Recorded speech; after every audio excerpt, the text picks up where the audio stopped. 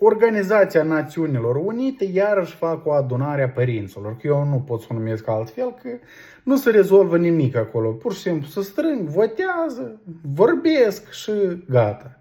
Și așa rămâne. Și noutatea zilei, că domnul Mondi, da, nu va fi acolo.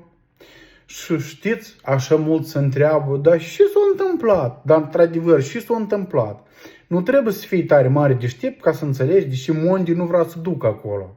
El nu vrea să ducă de atâta că are taxe de 50%, din motiv că nu vrea să primească marfa din India acolo, din motiv că liderii europeni îl amenință, da, dacă ați mai cumperi gază și petrol și nu știu ce acolo, o să întâmple cu dânsul nu știu ce.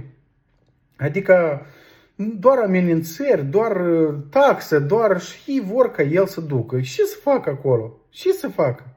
Asta dă dovadă că lumea încet, încet se schimbă. Și BRICS, băi, niciodată nu a fost BRICS așa de aproape cum e acum. Asta e viitorul. Lumea deja s-a început a schimba. Deja s-a început a mișca betonul, da, dacă spun așa. Și mai departe o să fie mai interesant. O să vedeți. O să vedeți. Americanii o să rămâie în trecut. Nu mă credeți, mai așteptați puțin și o să vedeți.